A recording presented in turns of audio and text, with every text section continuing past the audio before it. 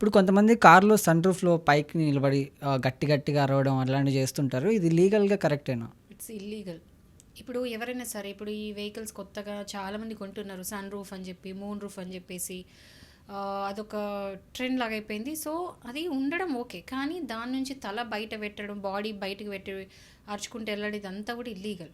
హ్మ్. అదేంటంటే central motor vehicle act section 138(3) ప్రకారం ఏంటంటే ఏదైనా సరే you cannot expose the body part out side of the car. అంటే ఓకే. మీ బాడీ పార్ట్ తల బయట కూడా సన్ రూఫ్ నుంచి మూన్ రూఫ్ నుంచి బయట పెట్టడానికి లేదు. అట్లా పెడితే ఇల్లీగల్. అది శిక్ష పడుద్ది. తీసుకెళ్ళి ఈవెన్ ఇఫ్ మీరు రీల్స్ చేయడానికో ఫన్ కోసమో దేనికోసమో రికార్డ్ చేస్తారు. ఆ రికార్డింగ్ బేస్ చేసుకొని కూడా కేసు పెడితే ఫైన్ కట్టాల్సి ఉంటుంది. సో అలాంటిది ఏమైనా చేస్తే మాత్రం ఫైన్ కట్టాల్సి ఉంటుంది అనమాట. సో అలాంటి ఏం చేయొద్దు. అట్లాంటి రికార్డింగ్స్ అంతకన్నా పెట్టద్దు. ఎందుకంటే మీ అంతా మీరు ప్రూఫ్ ఇచ్చినట్టు. సో ఒకవేళ కనుక ఇది చేస్తూ సపోజ్గా బై ఛాన్స్ ఏదైనా యాక్సిడెంట్ అయినా కూడా మీకు ఇన్సూరెన్స్ ఉండదు. ఓహ్! ఇన్సూరెన్స్ క్లెయిమ్ చేసుకోవాలి. ఎందుకంటే అది మీ నెగ్లిజెన్స్ వల్ల అవుతుంది కాబట్టి.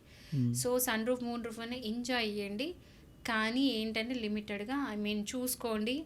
అలా యాక్చువల్లీ చేయకూడదు. ఖచ్చితంగా ఫైన్ పడుతుంది. సో జాగ్రత్తగా అనేది ఉండండి. ఒకవేళ కార్ స్పీడింగ్ టైంలో మీరు అలా బయట నుంచి ఉంటే మాత్రం ఈవెన్ మీ కారు ఇంపౌండ్ అయ్యే ఛాన్సెస్ కూడా ఉన్నాయి. హ్మ్. సో జాగ్రత్తగా ఉండండి.